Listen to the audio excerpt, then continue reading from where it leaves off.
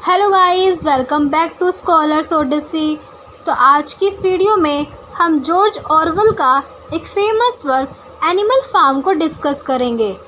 ये वर्क 1945 में पब्लिश हुआ था और इसके पब्लिशर हैं वारबर्ग। इसका जॉनर है पॉलिटिकल सटायर एलेगोरिकल नॉवल। इस नॉवल की सेटिंग मैनर फार्म में है। इसका point of view third person omniscient है। Narrative style simple, clear, fable जैसा है। ये नॉवल एक एलेगोरिकल नॉवल है।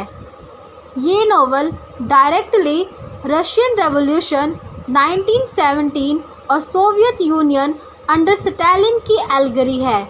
हर कैरेक्टर एक रियल हिस्टोरिकल फिगर को रिप्रेजेंट करता है। ये 20th सेंचुरी की सबसे इम्पोर्टेंट पॉलिटिकल नॉवेल्स में से एक है। इसका एक फेमस कोट भी है, all animals are equal but some animals are more equal than the others. So novel start करने से पहले हम इसके कैरेक्टर्स के बारे में जान लेते हैं। ओल्ड मेजर एक बूढ़ा और वाइज शूअर है। वो एक ड्रीम देखता है आज़ादी का। वो एनिमल्स को इंस्पायर करता है। वो थ्योरी देता है कि इंसान दुश्मन है और एनिमल्स को फ्री होना चाहिए। वो कार्ल मार्क्स और लेनिन का कॉम्बिनेशन है। रेवोल्यूशनरी आइडिया देता है लेकिन रेवोल्यूशन खुद नहीं देखता। नेपोलियन जो एक बड़ा सुअर है, जो ओल्ड मेजर की मौत के बाद पावर लेना शुरू करता है। वो क्लेवर है, मैनिपुलेटिव है, रूथलेस है। स्नोबॉल एक और सुअर है जो इंटेलिजेंट और पैशनेट है। वो जेन्युइनली फार्म का बेटर बनाना चाहता है। वो प्लान्स भी बनाता है फार्म को बेटर करने के लिए। नेक्स्ट इज़ स्क्वीलर एक छोटा चालाक सुअर है जो बहुत अच्छे से बोलने वाला है और वो नेपोलियन के प्रोपेगेंडा का मिनिस्टर भी है। बॉक्सर एक बहुत बड़ा और पावरफुल घोड़ा है। वो बहुत मेहनत करता है, ऑनेस्ट है और लॉयल है, लेकिन वो बहुत नेव भी है। वो हमेशा कहता है Napoleon is always right and I will work for harder. वो वर्किंग क्लास का सिंबल है। क्लोवर एक और घोड़ा है, बॉक्सर की साथी। वो ज़्यादा समझदार है। वो फील करती है कि कल कुछ गलत हो रहा है लेकिन एक्सप्रेस नहीं कर पाती। बेंजामिन एक गधा है जो बहुत वाइज है। मोली एक सुंदर घोड़ी है जो सिर्फ अपनी रिबन्स और शुगर की चिंता करती है। मोजेस शुगर कैंडी माउंटेन की बातें करता है। ये हेवन जैसी जगह है। उसके बाद है मिस्टर जोन्स, फार्म का ओरिजिनल ओनर है। वो एक अल्कोहलिक और क्रूअल इंसान है। मिस्टर फ्रेडरिक और मिस्टर पिल्किंगटन आसपास के फार्म के ओनर्स हैं। ये यूरोपियन पावर को रिप्रेजेंट करते हैं। डॉग्स नेपोलियन के पर्सनल बॉडीगार्ड्स हैं। ये सीक्रेट पुलिस और केजीबी का सिंबल हैं। 10 शिप हैं जो हमेशा मिलके चिल्लाती हैं जो भी स्लोगन इन्हें दिया जाता है।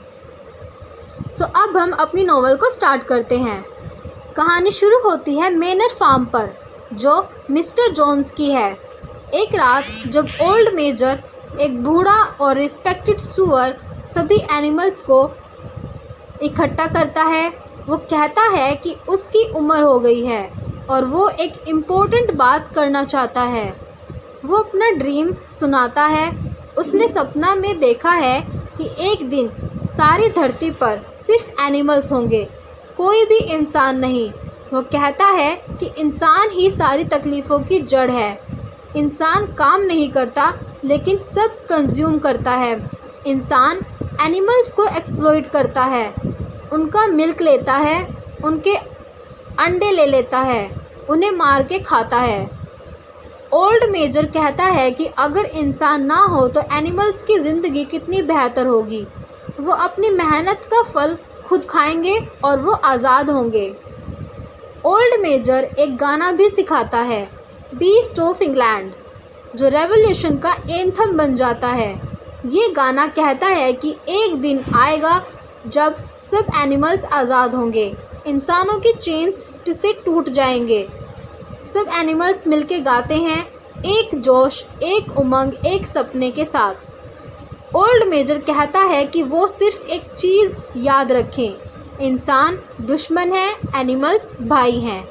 कभी इंसान जैसी हरकत मत करो, कभी घर में मत रहो, कभी पैसे मत लो, कभी दूसरे एनिमल्स को एक्सप्लॉइट मत करो। कुछ दिन बाद ओल्ड मेजर मर जाता है, लेकिन उसके आइडियाज़ जिंदा रहते हैं। स्नोबॉल और नेपोलियन दो यंगर सुअर हैं। वो मिलके एनिमलिज्म की फ़िलॉसफी डेवलप करते हैं। ओल्ड मेजर की टीचिंग से और एनिमल्स में रेवोल्यूशन की तैयारी करने लगते हैं। एक रात मिस्टर जोन्स शराब पी के सो जाता है और एनिमल्स को खाना देना भी भूल जाता है। एनिमल्स भूखे हैं, वो वेट करते हैं और वेट ही करते रहते हैं, और फिर आखिरकार एक काऊ दरवाज़ा तोड़ देती है और खाने का स्टोर खोलती है।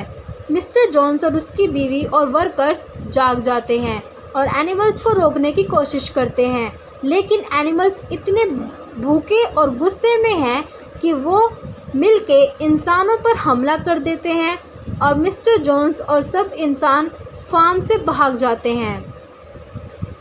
एनिमल्स की जीत हो गई, बिना प्लानिंग के, बिना प्रॉपर रेवोल्यूशन के।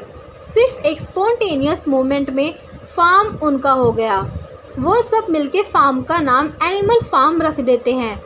वो सारी इंसानी चीज़ें, विप्स, चेन्स, रिंग्स इकट्ठा करके वहाँ जला देते हैं। वो बहुत खुश हैं, ये उनका घर है, ये उनकी आज़ादी है। स्नोबॉल, जो पढ़ना लिखना जानता है, फार्म की दीवारों पर 7 रूल्स लिखता है, जो एनिमलिज्म के रूल हैं। ये रूल्स हैं: 4 पाँव अच्छा, 2 पाँव बुरा। कोई एनिमल किसी दूसरे एनिमल्स को मार नहीं सकता। कोई एनिमल अल्कोहल नहीं पिएगा। कोई एनिमल किसी इंसान के बिस्तर में नहीं सोएगा।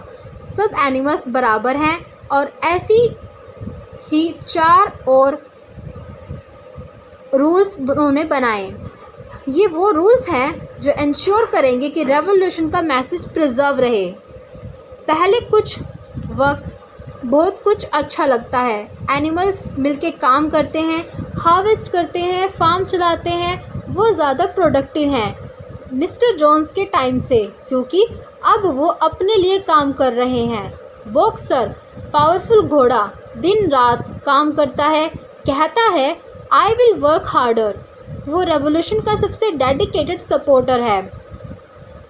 स्नोबॉल बहुत सारे प्रोजेक्ट प्लान करता है। वो एक विंड मिल बनाना चाहता है जो बिजली पैदा करेगी और एनिमल्स की ज़िंदगी आसान कर देगी। वो एक अच्छा लीडर लगता है। वो जेन्युइन केयर करता है एनिमल्स के लिए। नेपोलियन दूसरा सुअर है। वो मीटिंग्स में ज़्यादा नहीं बोलता, लेकिन वो सीक्रेटली 9 पपीज़ ले लेता है। वो कहता है वो उन्हें एजुकेट करेगा। वो इन पपीज़ को सीक्रेटली ट्रेन करता है, अपने पर्सनल बॉडीगार्ड्स डॉग्स की तरह, और ये बात कोई नहीं जानता। स्क्वीलर, नेपोलियन का माउथपीस, बहुत अच्छा बोलने वाला है। वो कोई भी बात को इतने कन्विंसिंगली एक्सप्लेन करता है कि एनिमल्स मान लेते हैं।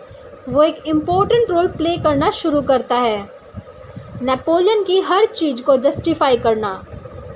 एक दिन एक बड़ी मीटिंग होती है जिसमें स्नोबॉल विंड मिल का प्लान प्रेजेंट करता है। वो बहुत पैशनेट स्पीच देता है। एनिमल्स एक्साइटेड हो जाते हैं, लेकिन नेपोलियन खड़ा होता है और वो एक विस्टल मारता है और डॉग्स बाहर आते हैं। वो वही पपीज़ हैं जो नेपोलियन ने ट्रेन किए थे।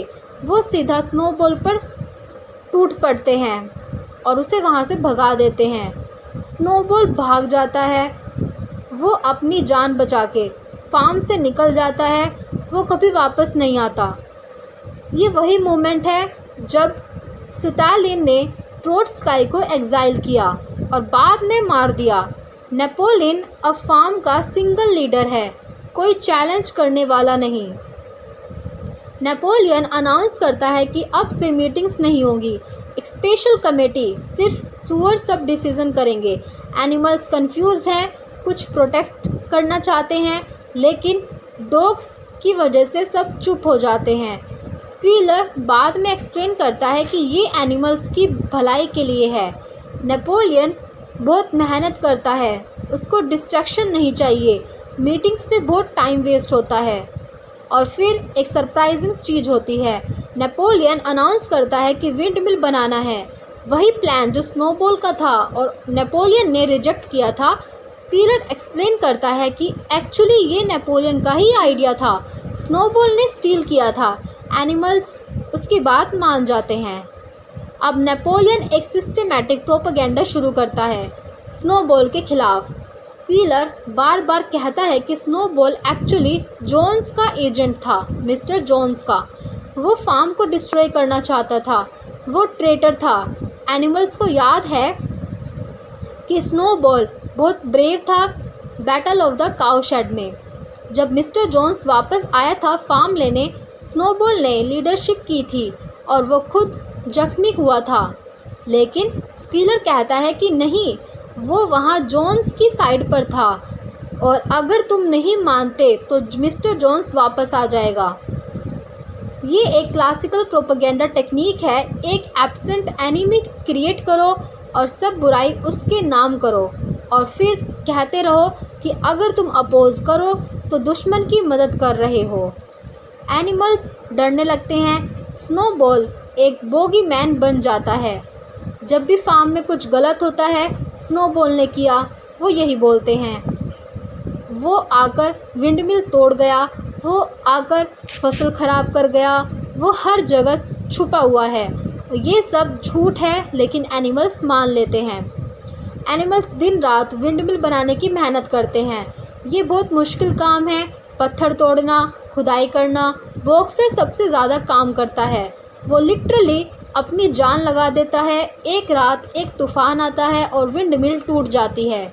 नेपोलियन बिना सोचे 1 सेकंड में डिक्लेयर कर देता है कि स्नोबॉल ने तोड़ दिया और सब मान लेते हैं। वो दोबारा बनानी शुरू हो जाती हैं विंडमिल। फार्म की हालत स्लोली ख़राब होती जाती है। खाना कम हो रहा है, काम ज़्यादा हो रहा है, लेकिन स्क्वीलर के पास हमेशा स्टैटिस्टिक है। वो फिगर्स दिखाता है जो प्रूव करते रहते हैं कि प्रोडक्शन बढ़ रही है, कि एनिमल्स मिस्टर जोन्स के टाइम से बेहतर है। एनिमल्स खुद से कंपेयर करते हैं और सोचते हैं शायद वो सही है, क्योंकि उन्हें ठीक से याद नहीं कि मिस्टर जोन्स के टाइम में क्या था। एक दिन नेपोलियन एक बड़ी असेंबली बुलाता है। कुछ एनिमल्स जो किसी न किसी बात पर नेपोलियन से अलग सोचते थे आगे आते हैं और कन्फेस करते हैं कि उन्होंने स्नोबॉल के साथ काम किया, उन्होंने फार्म के खिलाफ साजिश की। और जैसे ही वो कन्फेस करते हैं, डॉग्स उन्हें मार देते हैं वहाँ सबके सामने। ये एक के बाद एक होता रहता है। कुछ हैंस जो एग देने से मना करके रिबेलियन की थी, कुछ दूसरे एनिमल्स सब मिलके कन्फेस करते हैं, सब मारते हैं। क्लोवर वाइस घोड़ी ये सब देख रही है और उसकी आंखों में आंसू हैं। वो सोचती है, क्या यही था ओल्ड मेजर का सपना? क्या इसके लिए रेवोल्यूशन की थी? लेकिन वो कुछ नहीं बोल सकती। वो सिर्फ बॉक्सर के पास जाके बैठती है। बीस्ट्स ऑफ इंग्लैंड, वो गाना जो ओल्ड मेजर ने सिखाया था, रेवोल्यूशन का एंथम नेपोलियन बैन कर देता है। स्क्वीलर कहता है कि वो गाना पास्ट की बात थी जब एनिमल्स ओप्रेस्ड थे। अब वो आज़ाद हैं, अब उस गाने की ज़रूरत नहीं। एक नई पोएम लिखी जाती है जो सिर्फ नेपोलियन की तारीफ़ करती है। ये एक बहुत सिग्निफिकेंट मूवमेंट है जब कोई मूवमेंट अपनी ओरिजिनल स्पिरिट को अबेंडन कर देती है, अपने सिंबल्स को ख़त्म कर देती है, तब समझना चाहिए कि रेवोल्यूशन ख़त्म हो गया। एनिमल्स नोटिस करते हैं कि सुअरों ने फार्म हाउस में रहना शुरू कर दिया है, जो कि रूल्स के ख़िलाफ़ था। वो देखने जाते हैं कि रूल्स की दीवारों पर और पढ़ते हैं no animals shall sleep in a bed with sheets, मतलब बिस्तर में शीट्स के साथ नहीं सोना, लेकिन बिस्तर में सोना ठीक है। एनिमल्स कंफ्यूज्ड हैं, उन्हें याद है कि रूल्स में सिंपली बेड था, शीट वाली बात नहीं थी। लेकिन स्कीलर कन्विंस करता है कि हमेशा से ऐसा ही था, ये बार बार होता है, हर बार कोई रूल्स तोड़ दिया जाता है, वो सीक्रेटली रात को बदल दी जाती है और एनिमल्स को यकीन दिलाया जाता है कि हमेशा से यही रूल था। No animals shall drink alcohol से बदलकर no animals shall drink alcohol to excess हो जाता है। जब नेपोलियन एक रात इतनी पीता है कि बीमार पड़ जाता है, no animals shall kill any other animals से बदल के no animals shall kill any other animals without cause हो जाता है। बॉक्सर पूरी नॉवल का सबसे ट्रेजिक कैरेक्टर अपनी सारी ज़िंदगी फार्म के लिए देता है। वो सुबह से रात तक काम करता है, वो कभी कंप्लेन नहीं करता, वो हमेशा कहता है Napoleon is always right and I will work harder. वो विंड मिल बनाता है बार बार, चाहे वो टूट जाए। एक दिन बॉक्सर काम करते वक्त गिर जाता है, उसका लंग खराब हो गया है, वो बहुत कमज़ोर हो गया है। एनिमल्स उसे देख के रोते हैं। नेपोलियन अनाउंस करता है कि बॉक्सर को एक हॉस्पिटल में भेजा जाएगा ट्रीटमेंट के लिए और एनिमल्स खुश हो जाते हैं। लेकिन एक वैन आती है और क्लोवर पढ़ सकती है। वो वैन पर लिखा हुआ पढ़ती है Alfred Simmonds horse slaughterer and glue boiler. ये एक हॉर्स को मारने वाली और उसकी हड्डियाँ पिघलाने वाली कंपनी की वैन है।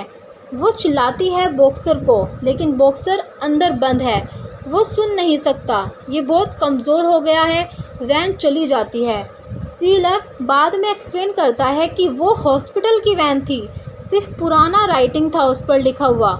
बॉक्सर हॉस्पिटल में था और वहाँ सुकून से मरा।